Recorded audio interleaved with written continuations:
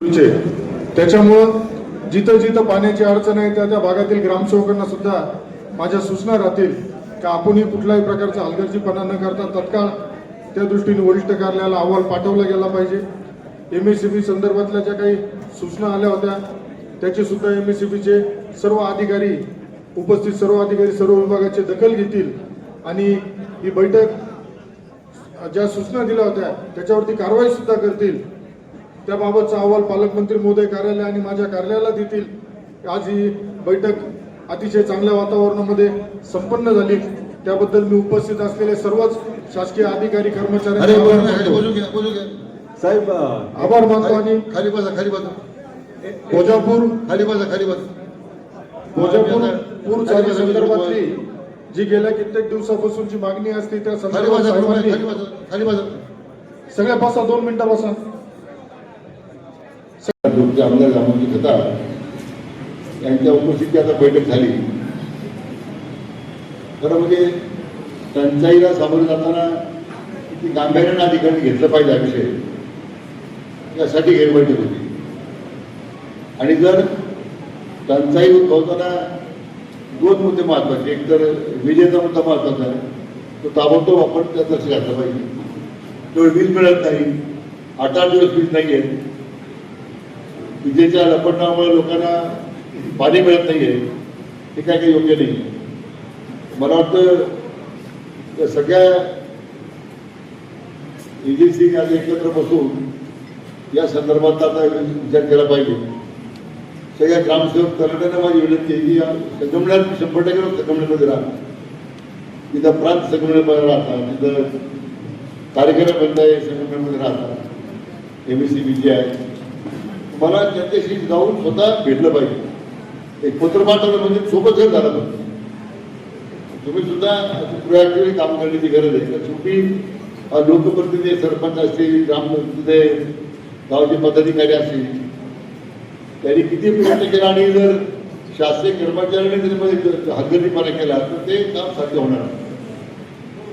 आज पिण्याच्या पाण्याची टंचाई, टँकरची व्यवस्था करणं, विजेचे संदर्भातली कार्यवाही करणं किंवा अन्य विषयाबद्दल स्वतः मान्य आमदार साहेब त्यासाठी पुढाकार घेत आहे।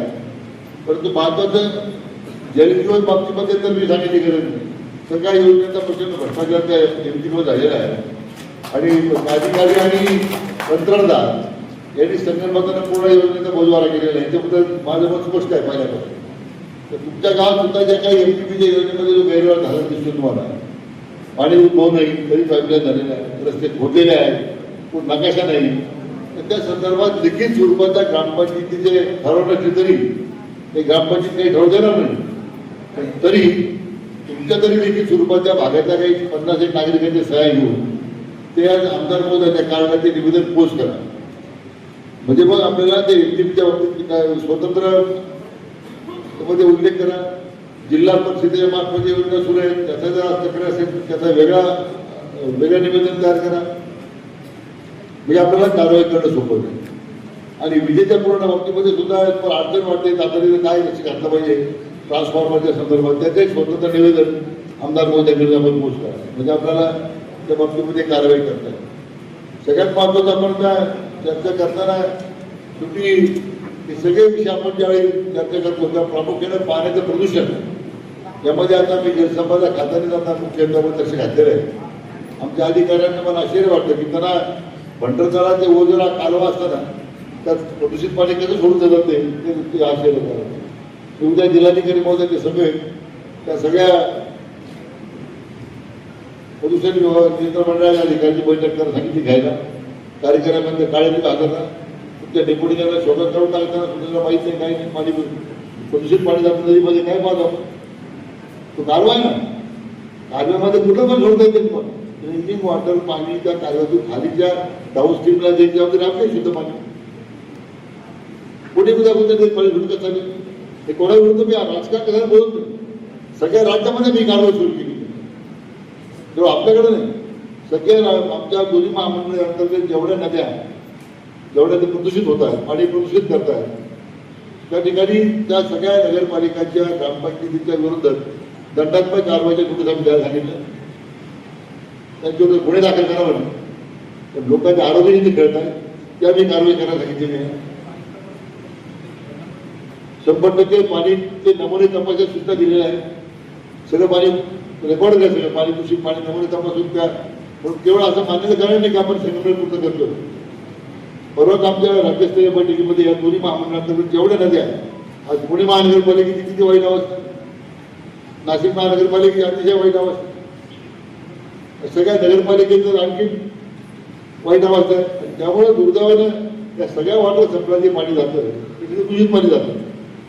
लोक आजारी पडण्याचं म्हणून आणलं ना, मुख्य कारण पाणीच आहे. आपण चांगलं पाणी देऊ शकत नाही, त्या ठिकाणी प्रदूषित पाणी द्यावं लागतं. म्हणून नगरपालिकेची सुविधा असेल संगमनेरची तुम्ही जर काळजीपूर्वक करा तर गुन्हा नंतर दाखल होणार आहे. आणि काही नगरपालिकेच्या पदाधिकाऱ्यांकडून असं करत नाही. जे इम्प्लिमेंटिंग अधिकारी आहे त्याचा निष्काळजीपणा आहे. म्हणून सगळ्या नद्यांमध्ये हे जे प्रदूषण वाढत चाललेलं आहे, राज्य सरकारनं एक स्वतंत्र विभाग आता तयार केलेला आहे या प्रदूषण पाण्याचं कमी करण्यामध्ये, नद्या स्वच्छ करण्यामध्ये, नद्यांचं संवर्धन करण्यामध्ये. जलसंपदा खातं म्हणून आता आम्ही त्यात पुरवठा घेतलेला आहे. पण निश्चितच यामध्ये आपण अधिकारी आपला अधिकारी त्या ठिकाणी काळजीपूर्वक काम करा. मी सगळ्या कार्यकर्त्यांना विनंती करणार आहे त्या थोडं राजकारण कमी करू, थोडं विकासाकडे लक्ष द्या. म्हणजे झालं आता 1 वर्ष झालं, 1.5 वर्ष झालं, आता आपल्याला ज्या सामान्य लोकांनी विश्वासानं आपल्याला त्या ठिकाणी निवडून दिले, आज त्या नागरिकांच्या सामान्य लोकांना आधार द्यायचं काम, त्यांचे प्रश्न सोडवताना कुठेही राजकीय भूमिका न आणता मनामध्ये आपण हे काम केलं पाहिजे.